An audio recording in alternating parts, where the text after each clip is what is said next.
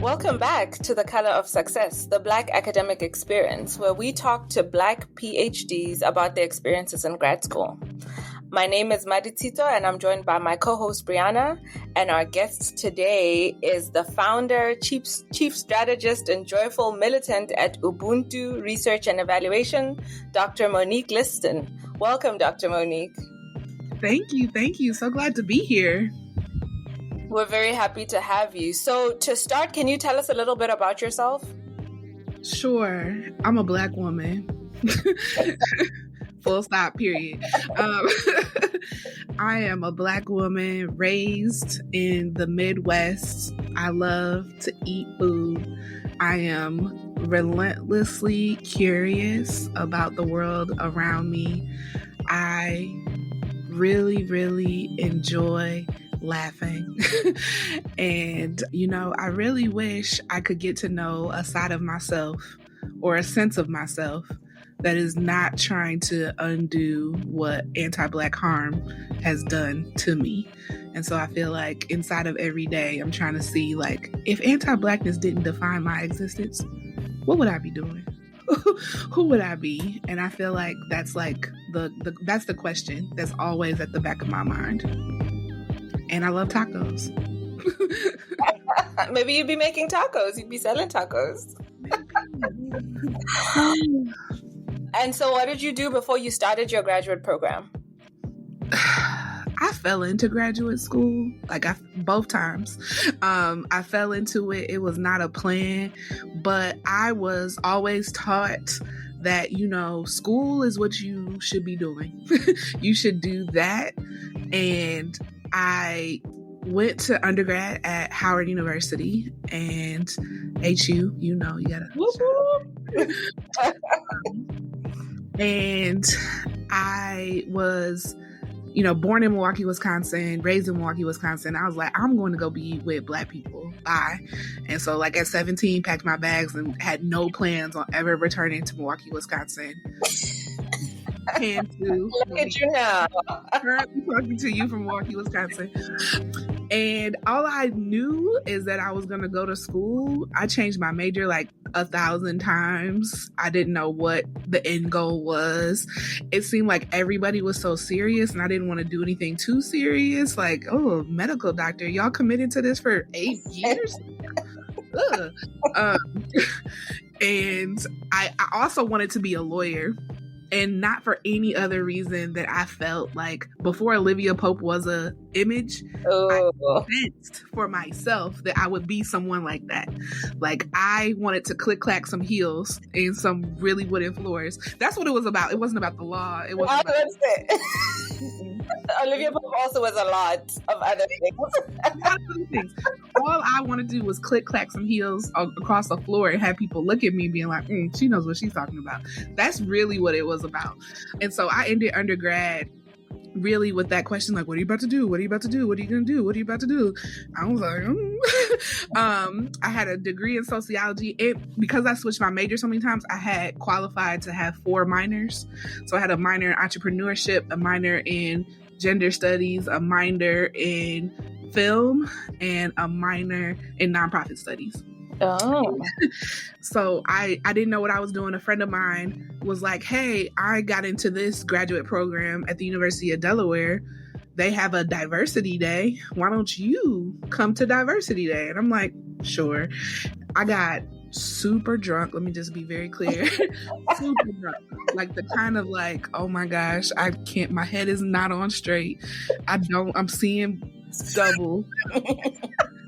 My outfit is barely pulled together. And I'm like, okay, I guess we're going to diversity day at the university. And I'm going there and I'm like, a mentor would have told me here's the time to make an impression for these folks. I didn't have that. I'm also a first generation college student, right? So I didn't have parents or anybody who was like, this is how you behave in these kind of spaces.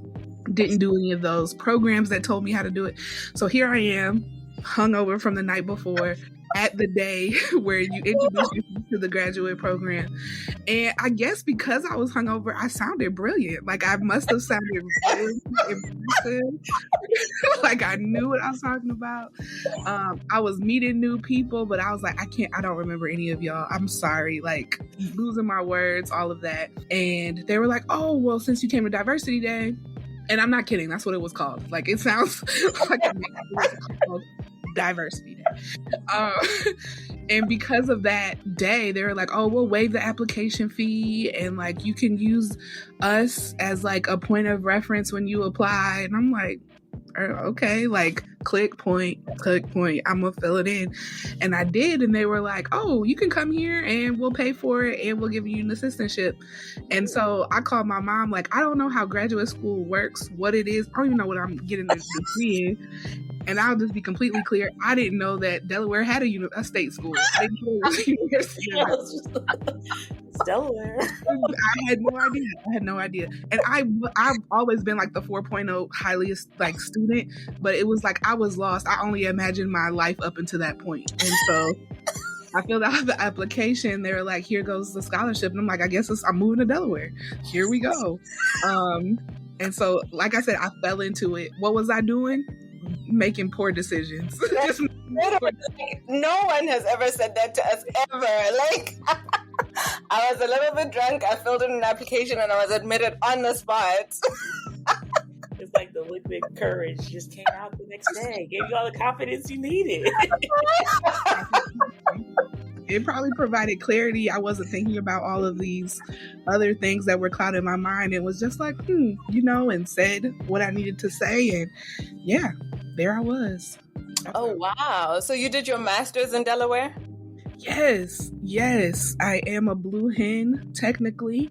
It was quite an experience. On one hand, this is the first time. So I went to predominantly white schools, K through 12. Then I went to Howard. Then I went to University of Delaware. And it was like reacclimating myself to a whole new world all over again. I kept talking to my Black peers in my program, like, why are y'all expecting stuff from these white people? I just didn't understand. They were like, why we should ask for it. And I'm like, I'm not doing anything about asking them about how to treat me better. They're not going to. I'm just going to graduate. Like, I was really confused at that point. That's just, you go to HBCU, sometimes you have to reacclimate yourself to the rest of the world. But I also like America. Yeah. It's just like a little. And it was also like, you're at a HBCU, and I was in DC, and DC pre-Obama, which was way blacker than it is now. So it was like, I don't understand. Like, don't worry about those white people. I don't get it. I was just really confused. Who are they? Why are they here? So why did you get your master's in? What program had you signed up for when you woke up the next day? Yeah, I was getting a master's in public administration, with a focus in financial management. I learned a lot. It was great, but I did struggle, and I struggled for two reasons. One, like there was a whole, like I already, was a first generation student, but I also didn't understand a lot of cultural things related to being a graduate student. One, for example, is people would ask, hey, do you want to grab coffee? Right?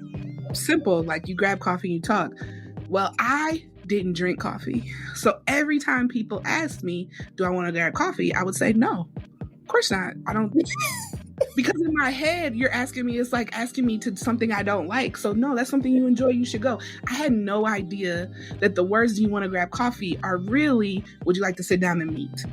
And like, I had none of the social capital to address that, to translate that. And it wasn't until my second semester, my second year, that I was like, oh my gosh, they're like wanting to talk. It's not about the coffee.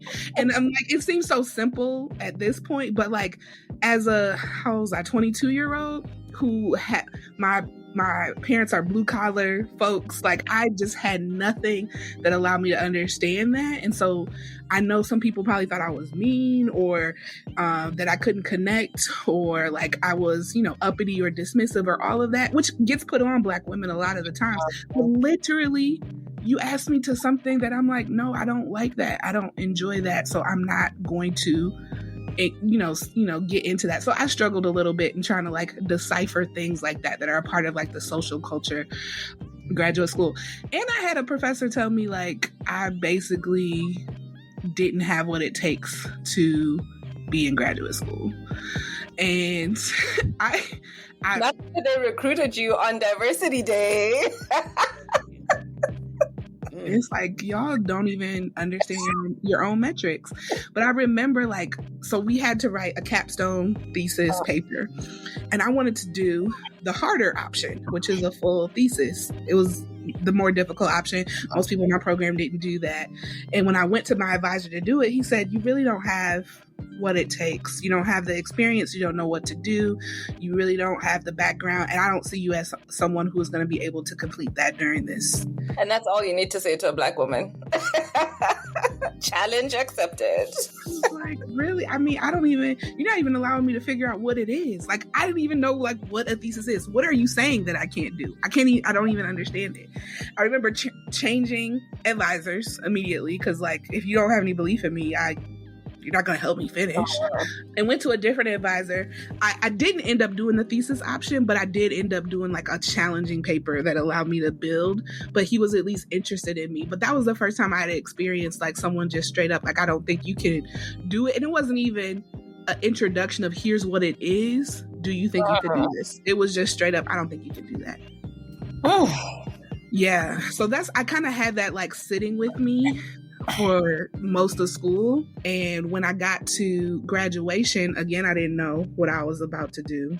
And I had started working in a school, which is a whole separate story and a whole separate podcast for Black girls who work in education when they realize they are smarter than most people who run educational institutions. That's us. We're both educators. That's just not this podcast. That's another podcast. A lot of stories in that podcast. But long story short, I got fired from that job because I knew too much and I was using my brain too much. And they were like, stop using your brain, please. Just do what we say.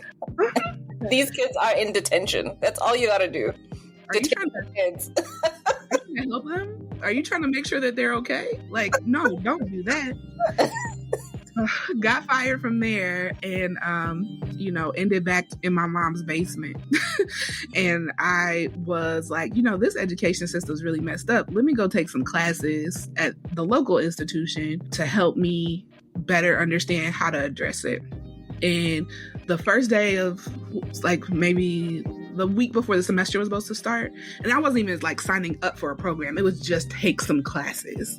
I walked into the assigned advisor. So as soon as you apply, they give you an advisor. I walked into the assigned advisors thing and he's sitting there. His eyes are scrunched up, nose, eyebrows furrowed, and he's looking at me. He's shuffling papers. He was like, you already have a master's degree. And I'm like, yeah, I know. He was like, and you graduated top of your class, all this, why are you here? And I'm like, I just wanted to find out more about it. Exactly. How dare I want more education? He was like, well, I mean, if you have a master's degree, you should just go in the PhD program. And I'm the chair of the scholarship department, so just fill this out and I'll give you 3 years of funding. And the next day I was a fully funded PhD student. Wow. Who are your people?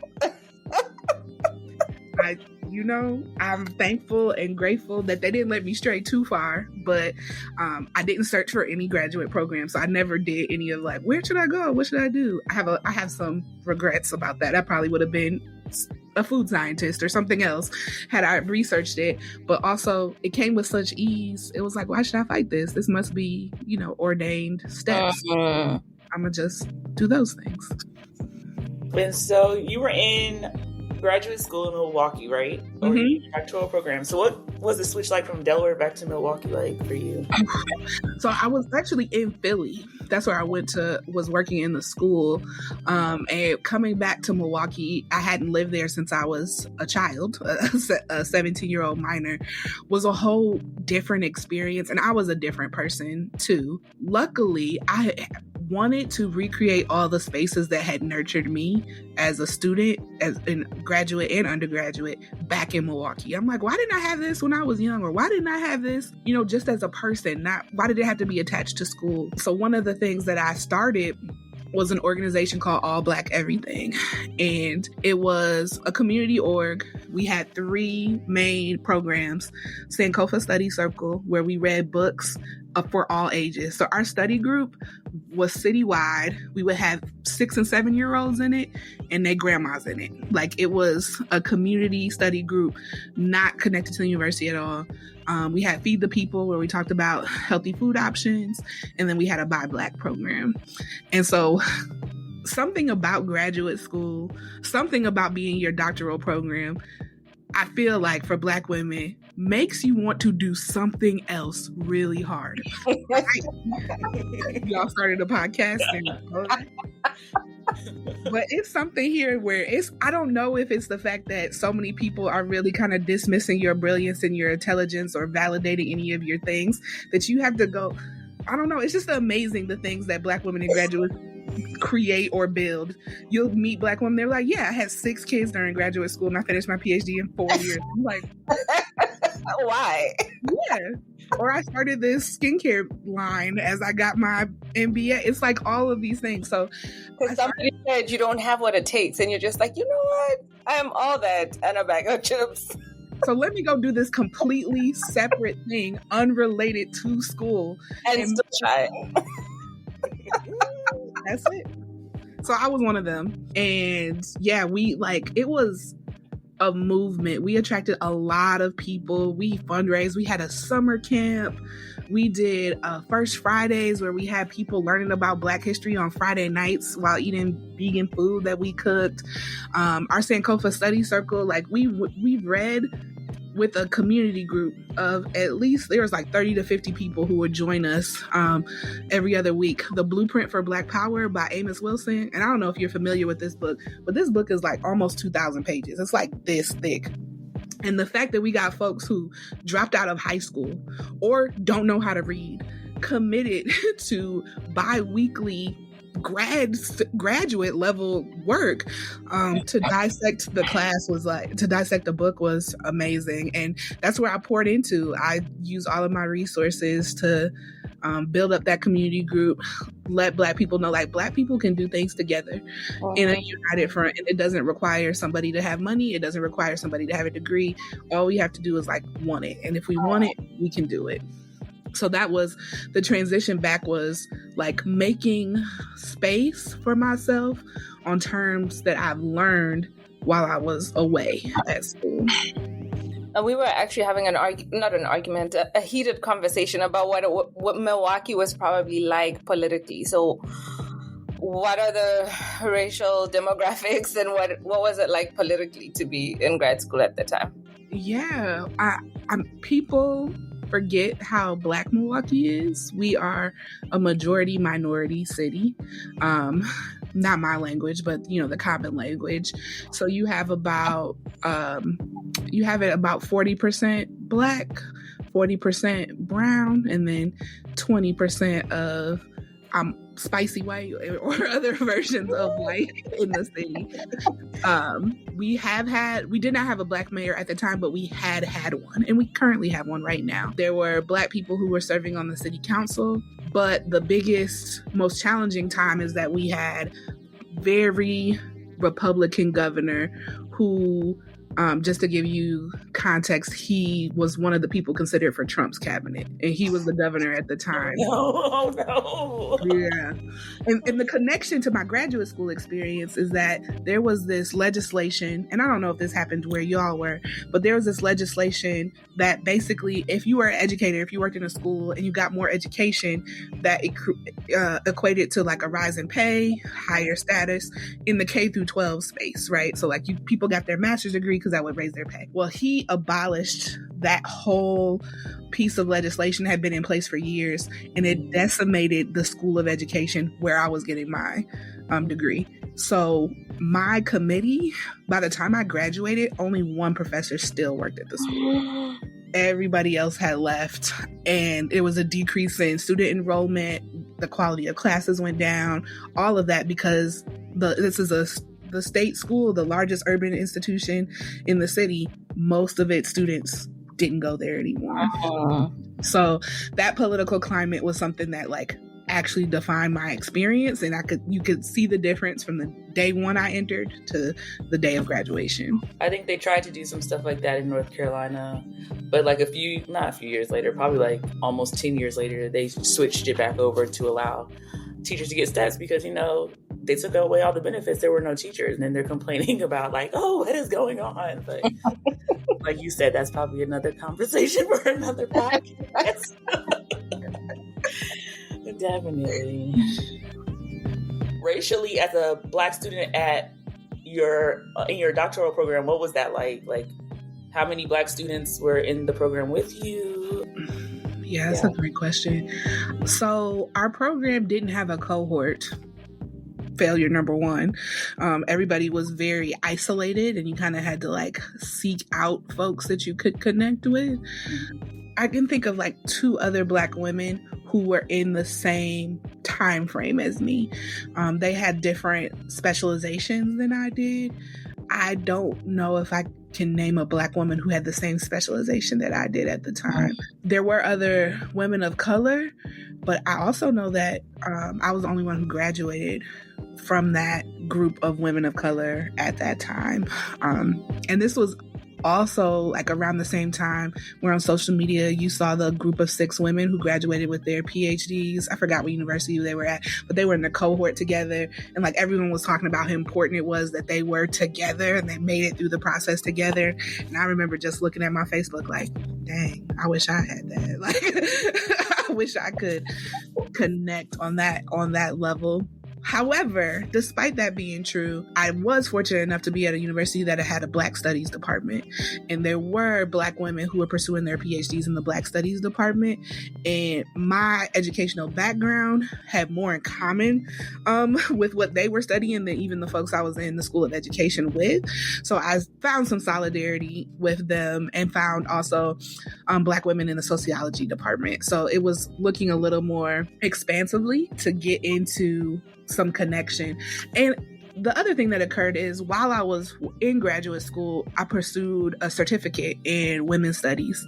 And I had some awareness of gender politics, but like not enough, not a whole lot. And so even as my own identity, I didn't even really like carry Black woman as my identity very deeply. I'm like, I see myself as Black, but I really didn't, this woman thing wasn't something that I really connected to. But I became the assistant director of the Women's Resource Center on campus. And through that, I was able to bring a lot of Black women's focused programming to campus. It was like, while I'm here, I already had done that all Black everything stuff. And I'm like, well, you put this Black woman in this position, so I'm just going to use all y'all money to do more things for Black women. And y'all,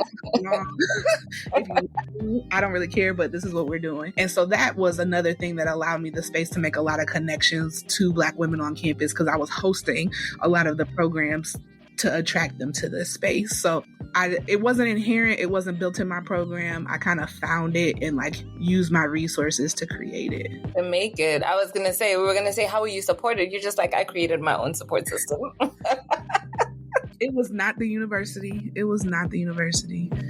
You said you were in the School of Education. Can you tell us a little bit like what your program was like?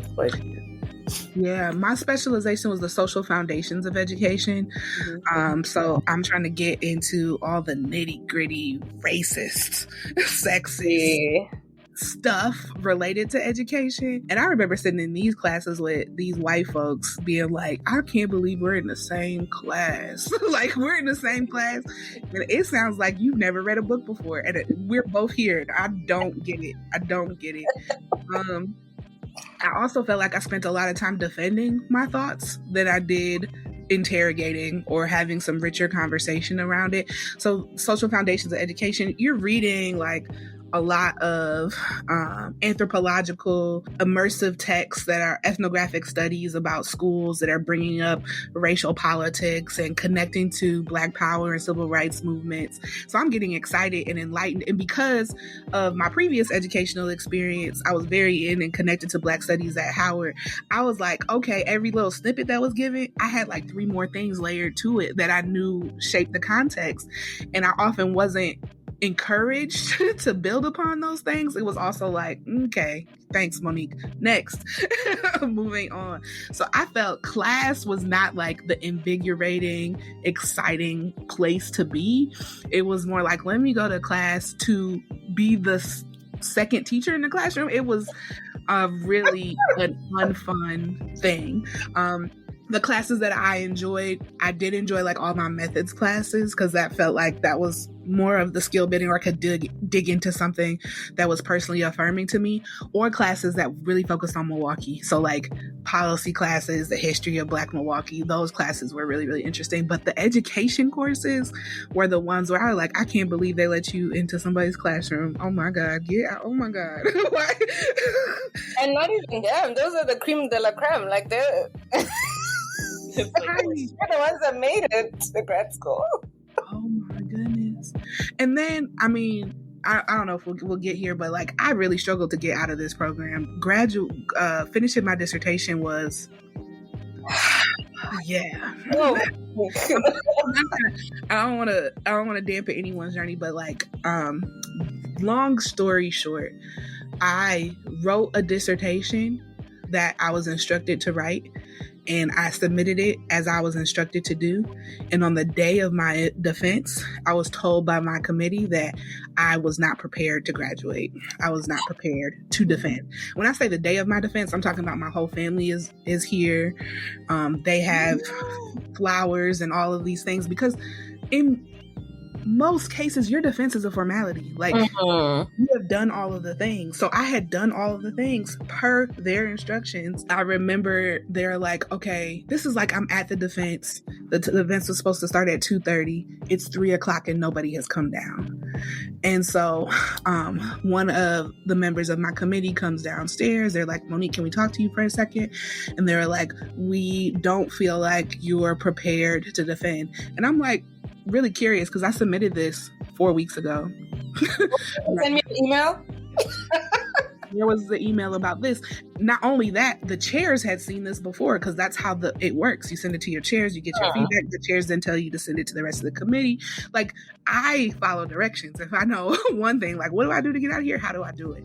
The same committee members had told me, like, you don't need to renew your fellowship because you're graduating, all of this. And they tell me day of that I can't defend. And the feeling I can only equate it to is being on your wedding day and finding out that your spouse has decided this isn't going to work. Oh my God. Oh my God. That's to put it nicely. I mean, it sent me in a spiral. Like, I was in a serious, deep depression. The level of anxiety and sort of overwhelm and sadness that came over me is unparalleled, and I hope to never, ever visit that space in my life. I remember there was a literal dent in my couch because I spent 3 weeks sitting there trying to figure out, like, how do I... Wow. It also said it wasn't enough to... Like, I couldn't fix it. Like, there wasn't enough time to fix it. And there's also a rule in our program that you have to be enrolled for the semester, the full semester, before you graduate. So they said I couldn't finish it in time to graduate that semester, and that I would have to do it the next semester, but there's no such thing as a fall graduation, meaning I would have to enroll in another year of graduate school out of pocket, because I didn't have my assistantship anymore. Monique, are you serious? I kid you not. I kid you not. And so, like, I was done. I was over it. I was like, I don't need this. Like, I don't need this. Y'all, this is, what? No, you can have it. I don't need it. I even called my mom and my grandmother and said, like, is it important to y'all that I finish this? Because they can kiss my whole Black, And it was like, I remember sharing this story at the time to a lot of important adults in my life, and all of them were like, you need to be pursuing legal action. Like, this should not happen. This is not those. But again, first generation college student is doing extra firsts at this point. I'm like, what kind of support? Get a lawyer. Baby, we're trying to make sure that the mortgage is paid. Like, no one has money to go get a lawyer for me pursuing a graduate degree. Like, with the university. It just sounded silly. Like, I get it, but I'm like, this is silly. Like, we got to make sure my brother got shoes to go to school. Like, no, I'm not doing that. And it's time for our ad break. Thanks so much for listening. We'll be right back. Are you registered to vote? Do you think you're registered, but want a quick way to double check? From your local school board rep to your senator to the next president of the United States, it's important to vote in every election. Count Us In, centered in Indiana, is here to help make sure your voice is heard. Count Us In also provides resources to help cover voter ID costs, voter education materials, and walk you through what you need to vote by mail or absentee. Visit countusindiana.org to register to vote, or simply check your voter registration status in any state. Again, that's countusindiana.org. Your voice matters. Are you a therapist of color struggling to find your place in the mental health world? Sparkle Healing LLC has got you covered. Located in the DC metropolitan area, they focus on helping the helper. Discover their exclusive therapy services designed for therapists and other helping professionals to thrive. Immerse yourself in a supportive community, elevate your practice with expert consulting and supervision, and don't miss their rejuvenating wellness retreats, crafted to replenish your mind and spirit. Sparkle Healing LLC, where therapists find solace, community, and professional growth. Visit them today at www.sparklehealing.com. Tune in to a brighter future. Welcome back to The Color of Success, the Black academic experience. And so I sat out of school. I was like, this is terrible. And then one day, the chair of the department, he took over during this, you know how they rotate. He took over and he called and he was like, listen, we got to get you out of here. There's just no reason that you're still in here. And he was like, okay, here's the game plan. Do this, send this to me. Do this, send this to me. I'll meet with, like, he just like made a command. He was not my committee chair. He was not. He was just like, we can't have Monique not graduate. I also want to add this, to add to this, the original dissertation that I wrote became Ubuntu Research and Evaluation. So like, it wasn't invalid or poorly written or any of that. Y'all just didn't understand, nor have the wherewithal or the energy to even come to me on my level so we could like come to a place of fixing it. But literally, those 5 articles that I wrote are the basis for what has now become this organization that's been in existence for 8 years and has employed over 20 people and provided full-time jobs and is nationally recognized and award-winning and has contracts across the world. And the second dissertation, people are like, oh, I want to read it. I was like, you can read that, but that is some BS. Like, that was just to get the degree. That's all it was. It is nothing I'm proud of. It is not on anybody's shelf. This was merely to satisfy the requirements so that they could get me my degree. And I also didn't attend graduation. I refused the idea of one of them putting a hood on me. Absolutely. Oh.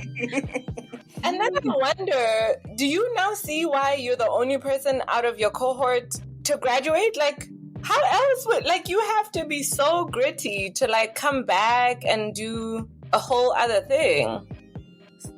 I remind people, I was like, no, I wrote 2 dissertations. I was not prepared to be mad in this interview, but like, we're like, this over one dissertation. I cannot imagine having to do it again. And we're both at the point where we're about to defend. So it's like, you needed to hear. This will not happen to me. Somebody will be in court. If this happens to me, somebody's going to be in court. Yeah, for sure. And you know what? I'll just to keep it truthful. What I also learned, because my committee had a Black person on it who was an associate and with, early stage career. And what I learned by seeing the Black professors at that time about how people in the academy really act. And that was the thing that really got me, was like, yo, y'all will sacrifice other people just so this white institution can validate who you are? But still not like you. That's the worst part. It's like, they don't even like you. They don't even pay you enough. They don't even pay you enough. And to say like $50,000 is all it takes for you to throw me under the bus, that's it. That's it. I was not ready for this at all. Like, oh my God. It's, every single Black woman, it's somebody's, some story of trauma that we have buried deep and make it not the star of our story, but the reason that we are able to be who we are and move the way that we do. It's not the star. That's not the center. I am not because of that. But like, that, more than anything, I got to see what the academy was really about. And that was also why I'm not in the academy. I was about to say, how has that shaped how you feel about the academy? I was absolutely disgusted by how Black folks were treating me in that time period. I didn't understand. Let me just be clear about how mad I was about the dissertation. Because remember, I've been in class with these white folks who were graduating, right? They couldn't write sentences. Like, I've read their papers. Like, you do things in class where you share each other's writing. I've read their papers. Y'all don't, incoherent thoughts. And I have no idea why you're walking across this stage and I'm not. So this isn't about being smart, which is what I thought getting a PhD was about. And it's not about having cohesive arguments. It's all about fitting into this system. And if you don't fit into this system, it would be really hard. And that again. Say it again. We need to hear that. Oh my God. It's it. Like, the people who graduated, I'm like, y'all can't, you don't read. Like, y'all don't know how to read, okay? Two, your writing and thoughts are so disconnected. Like, you couldn't even, baby, you don't even have enough knowledge to argue with me. Graduate. You are a PhD. And you get a PhD, and I'm sitting here trying to come up with $4,000 to pay for another semester of school I wasn't planning for.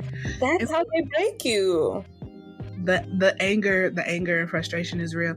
I do want to say though, it has been, I haven't totaled it up yet, but there has been some slight reparations in terms of the amount of contracts that the university has given my organization, because now I'm front facing, right? Unfortunately, I can't be a touted alumni, because I'm like, no, y'all not responsible for this. And also, like I said, I wouldn't allow them to hood me. So at my graduation, I created diplomas and gave them to all of the people who helped me sustain through my program. I'm like, this is yours. This is yours. You carry it. You post this and you put this on the wall. And just know that this award that I'm giving to you is more valuable than anything they could have ever given me. And moving through that process left me with like, it took maybe, I want to say a good 5 years before I could get comfortable and not cringe when someone said Dr. Liston. Because I would hear Dr. Liston, I'd be like, oh gosh, I can't, no, I don't want it. Don't address me as that, yuck. But it was another Black woman who had a very similar experience who told me, like, there's a lot of Black women who have these experiences and we can't say anything about them because the professors that we have dealt with are notable, respected. And this is a truth of mine too. The professor that I've worked with literally has blacklisted me in a lot of spaces. I didn't know that until like I did apply for some jobs that I thought were really good. I'm gonna just say this. There was a job at, I'm not at the university, but there was a job that was about education and Pan-African history. And I was like, this was made for me. Like, this is made for me. It had my name on it, and I didn't even get like a call back. I didn't even get a response. And I realized later that one of the Black professors wanted to make sure that I didn't get positions. I was collaborating on a project with someone, and this person basically told someone else to drop out if I was going to be involved. And so it created some tensions between me and other collaborators, because, you know, the academy means publish or perish. And if I can't publish with you, I'm going to let you perish because I have to do this. And so that occurred to me, where these were Black women who I thought we were not only collaborators, I thought we were friends. And recognizing that I have to do this for whatever the academy had to offer them. Again, $50,000, $60,000, like, okay. And that was where that transfer, like those years after, immediately after, it was like, this is a hard space to navigate. And I felt really insecure because I didn't have an academic position. I thought I was less than. I thought I was not as valuable. I thought I shouldn't use the word doctor because, like, I'm not a professor. I don't get to do that. Now, I've taught at several universities. You know, I actually feel like that's one of my strengths, is I am a really good teacher. I'm really great in the classroom. And that's not the focus. I think that was another aha moment. Like, that's not the focus. Like, people don't teach you to be great classroom folks. They teach you to be a researcher and then just put you in the classroom. And I was like, I'm a good researcher who knows how to act in the classroom. And like, I know I'm an asset, but the politics of the academy from Black folks, I'm gonna be very clear. My relationship to the academy is a tenuous one. I don't know if I would ever pursue an academic position or a tenure track or anything outside of like, here's what I do. And it might be at a college or with the university, but I don't know. It makes me cringe just thinking about that whole process and how people behaved. And then seeing some of these folks getting celebrated now, like, oh, they're writing this book. You know, it's a kick in the rear end is getting a call for proposals for a book related to your dissertation topic by someone who was on your committee. I think this is my belief, and I'm saying it out loud because, you know, now that the podcast is a public place, I want it to come into fruition. But I think we'll start a university because the academy is broken, and yet we still need these spaces where Black women and Black people can be human, right? Like it's what your company is, right? Like, where we can be human and react to oh my God. Yeah, there's so much to learn. I mean, I love research. I love methods. I love the idea of a course. I love putting together a syllabus. I love digging into texts and dissecting them with others. You won't let me do that in your system, so I'll just create another one. And you can ask any employee at Ubuntu Research and Evaluation, they'll be like, I mean, this is just nothing but grad school, but I get paid for it. So it's different. But like, there's so much about the process of learning at that level that I am enamored with and that I love to like struggle with and through with other folks, that literally I took the best of it in my experience and created an institution for people to have their livelihoods based that isn't about the fight, right? So it's not about the fight through graduate school. It's about, okay, I make, you know, a decent amount of money, more than most people are.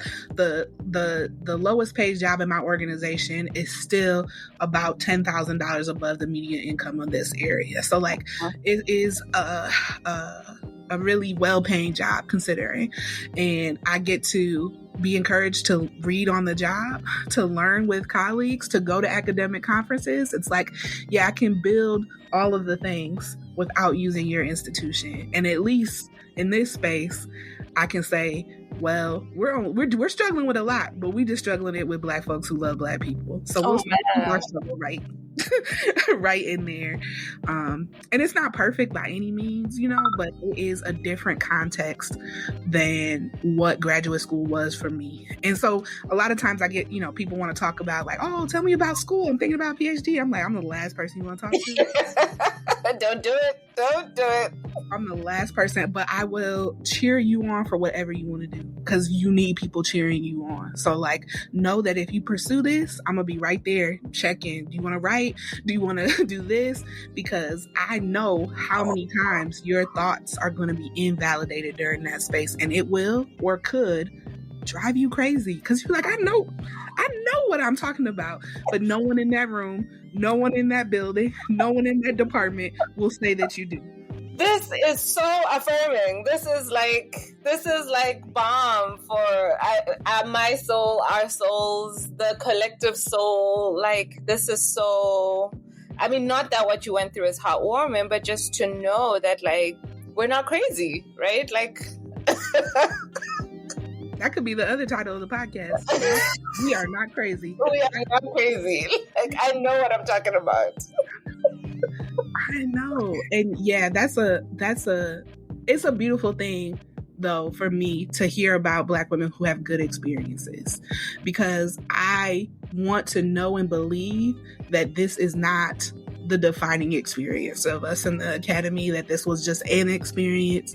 Other people have great experiences who will go on to be great professors in the academy. And then, you know, what goes alongside this is like, well, how can you change it if you're not in it? And there's a little bit of guilt around that too, of like, I know how it can be, but also I can't do it. I'm the cheerleader. I will be right here. Call me after that performance review. Call me after you submit your tenure packet. Call me to be like, do you remember? Can you give me yes, call me for all of those things, but I can't be there with you. I cannot donate my body to the academy.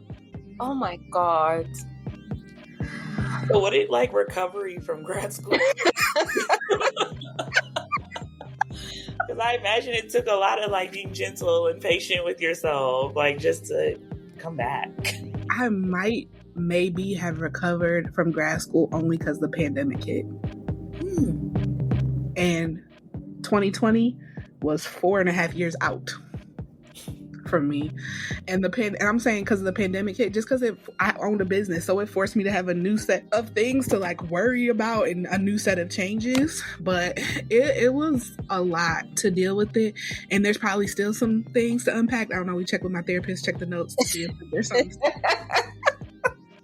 still back there. But like, one was like setting the boundary, right? Like, this ain't for me. This ain't for me. I'm not going to try to find it. 2, and I might have shared this with you all, but thankfully I did do that program, the JEDI program with the American Evaluation Association, because it allowed me to find a professional home that wasn't the academy. I didn't have a professional home. I didn't know about evaluation as a profession. All of this occurred during the year I was dissertating. And those people, and giving a huge shout out to Dr. Hazel Simonet and Dr. Rodney Hobson, who are 2 people who saw me immediately and were like, yes, okay. and though that bit of validation, and Dr. Ashaki Jackson too, who was my director of the program while I was in it, but like, to move into a professional space where I saw Black people at the helm, Black people writing the text, Black people who were accessible, and Black people who were validating, changed things for me. And I had that also because I was connected to some of the Black Studies spaces, but also understood like there's some validity that comes from getting a Black Studies degree, and I just didn't do that for the reasons I named. So I love and appreciate being in those spaces and love all the elders who have nurtured me in those spaces, but it was through AEA that was like, here is a professional home where it's okay, or we're not demanding, you're not diminished, you're not seen as less than because you're not in the academy. It's perfect for you over here to be here. And I'm not saying it's perfect. It's all kind of issues, right? But it just allowed me a little bit of space and breathing room. So there was a lot of healing just coming from like, I see a path forward for myself, just in general, something that I could do. And Ubuntu started really with my dissertation work needing a home. So my work was kind of public, like people knew about it. That was also, I believe, part of why they wanted me to graduate, because people knew about it and were asking about it. It was like, how does this girl have this like public stuff that's happening citywide and we can't get her through the program? I thought it was going to be like a little side thing. Like I would find a job, but this was going to be a little side hustle. And it was about a year and a half in where I looked at the job that I currently have. I worked at a school district as their district equity officer. And I went to the person who was supervising me, was like, yeah, no. I'm not going to do this here with y'all. I actually think I could do this better from outside of your institution, and more as a consultant. And so I invested all of my resources, every single last resource. There was no inheritance. There was no cash. I have 6-figure student loan debt. There was nothing that was economically propelling me towards entrepreneurship. I came from a family you have a job. We go to work. You don't quit a job until you have the next one lined up. We don't take vacation. We only use sick days because we're really sick. That's the kind of hardworking family I was brought up in. So the idea that I was I'm going to just stop working and build a business was I had to build up the courage to even come to say that to my mother. But you have to be real sure before you open it up for other people's opinions. Okay. I wrote it down on a piece of paper. I breathed through it a couple times. Okay. Here's what I'm going to do. And that investment in myself paid off. All I had was the first contract that was offered to me. The fact that I was already a broke graduate student. Because I had been a broke graduate student, I didn't know what any money looked like. So I could just keep being broke. I just can keep doing it. So I continued to live like a graduate student for probably the first 4 years of the organization. And that when people are how do you start? I'm outside of that, because there was no money, there was no grant, there was no award, there was no Shark Tank level investment. It was, I will continue to be broke and put this money in here and grow with opportunities and doing good work. And so that's sort of how the work blossomed, of being able to take the trauma of being a graduate student and take the best parts of it and use it to my advantage. Okay. So I'm used to being broke. I'm used to working too hard. I'm used to all of this. And now we created a new kind of space that I get to operate in where, we have money now. And sure, capitalism, take it down, but now I own a home and now I can take a vacation, or now I can go to a conference and not be ooh, where's my reimbursement? Now it's a different thing, and it's because of the organization. And it wasn't just me. I created the space and the container, and no one's going to dispute my being able to be a founder, but I'm only able to be in this position because of the people who trust the vision and have joined me along the way and put in their sweat equity and tears and brilliance into our organizational container. And we are continually building off of that. So I'm so grateful for every single Black women, femme, they, them that have been a part of our journey, because each and every one of them have sewed into what has been able to become our organization. Y'all, I don't even know where to take this episode from here, because it has just been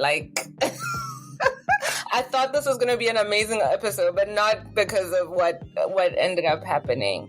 But your energy is palpable, right? Brian and I met you at a conference at AEA, and you were just your people arrive and they own the room, but it's such an honor to hear the story. And I mean, it's so unfortunate that that's what the Academy does, but I think it's also so beautiful that you were able to alchemize that and make it productive for you and useful for you. Before starting graduate school, what do you wish you knew? I wish I knew what really was the menu of options of graduate school. When I was at the University of Delaware, I was just walking along campus one day and I looked up and I saw you just randomly walking halls. Graduate school has you in this one corner of campus all the time. And I'm food science department. And I literally picked the brochure up. Wait, what is this? The whole idea, I'm very much into food, very much into cooking. And I'm had I known this was even a thing to do. I probably would be on Food Network somewhere. I just had no idea about the options. I also, like, when I was a child, I had a little bit of an obsession with roadkill. Like, every time dead animals on the street, I wanted my mom to pull over because I needed to see it. I needed to see it and see what happened and dissect it.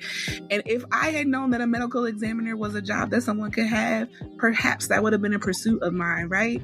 But like, as a first generation student, like, what do you know? Teachers, doctors, lawyers, police officers, fire, like, that's literally the careers that I knew of.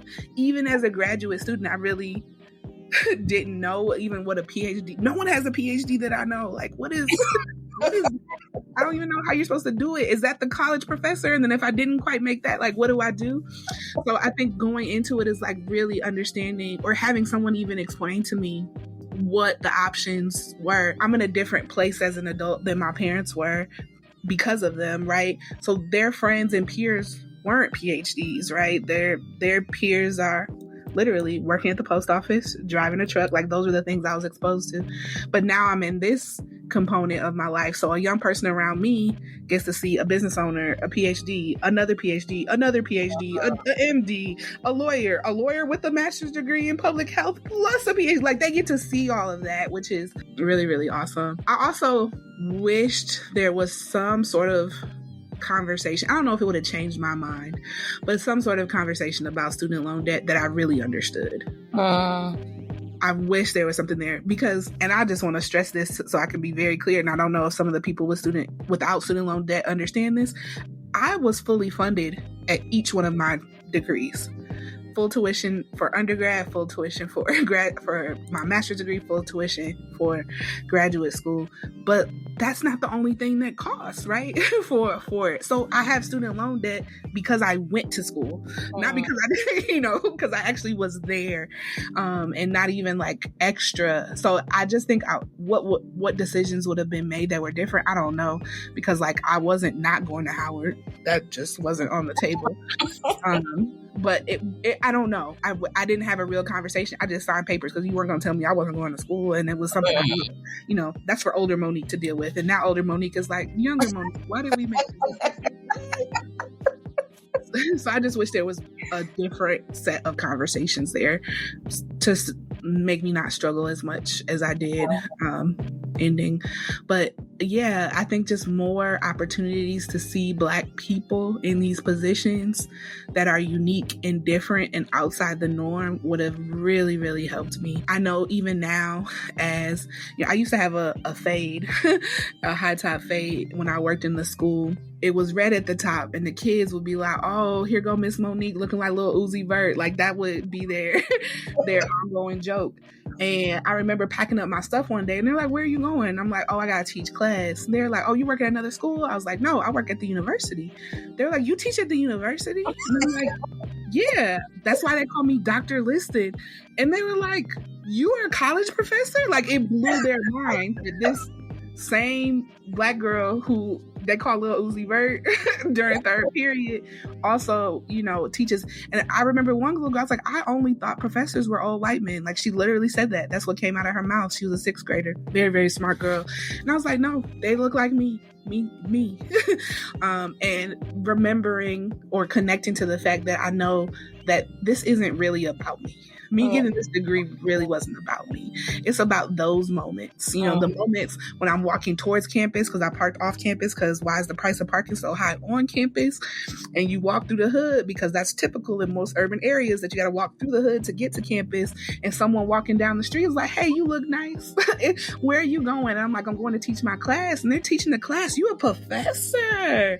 And that, literal, like, wow, that's you, is really, really affirming. And those things keep it going and allow you to know, like, this is bigger than you. This is something that is for the community, but also, like, I wish I would have seen other things so that I could also connect to other things. I got goosebumps so many times throughout this interview, but that definitely was one of them. So we often ask people, like, was it worth it? Was the whole graduate school doctorate degree worth it? From what I heard, I have an answer, but I want to know what your answer is. I am sitting here sort of, I always struggle with that. And I think it might be changes day to day. In the big picture, I'll say, yeah, like, look at life. Like, this is beautiful. Look at what I've been able to be a part of. It's amazing. And then I also selfishly, like, what if your life could have been easier? You know, and I feel like there's so much wrapped up into our Black women education leader existence that's built off of like our sacrifice leading to the greater good. And I'm just like, yeah, I love that narrative. Great, beautiful movie, love it. But also, what if I was just like boring and easy? Like, sans struggle. What if that was just like, what if I was a brunch girly from jump and like never had to deal with any of this? I think that's that. But I know without a doubt, like my undergraduate experience, I would never trade for the world for anything. Like it is who I am. Without it, I wouldn't be who I wanted to be in the world. And I think those graduate school experiences, I just wish I do wish I could have chose them. But they chose me, and who am I to fight with? The ancestors in the universe. But also, I wish I could have chosen for myself. Well, thank you so much for coming. And we have one last question that we normally ask about your whole, let's say, doctoral journey. If it was a book, what would you title your book, your story? Ooh, that's a really good question. I think what's coming to mind is they got me fucked up, but now what? Like, that's true. They do. But now what? And I think it's going to be a series of, yep, here's another time, and here's another time, and here's one more time. And what did you do amid all of that? I think that would be catchy. I'd read the book. Oh, yeah, for sure. Absolutely. That might be the title of the life story anyway. I mean, it's still true. Even as a business owner, it's the same narrative. But yeah, it's like, so now what? Like, that's true. No one's going to dispute that. It's kind of like I was saying when I was talking to the Black students when I moved to the University of Delaware. It's like, yeah, they're racist. So now what? Like, they were racist before you got here. So this wasn't new or special, and they will be racist once you leave here. So now what are you gonna do? And not to dismiss any of that. Like, those experiences are real, but like the power comes from deciding, you know, what am I gonna do? Ubuntu University, I called it. Well, thank you so much for coming and chatting with us. Hearing your stories are affirming, a little shocking, but very interesting to listen to. So I really appreciate you sharing those stories with us. Thank Absolutely. you. My pleasure. Thank you all. Hey you. Yes you. Don't forget to subscribe, hit the bell button, and the like button. You can find us on Twitter and Instagram. We are @_color of success. Bye-bye now.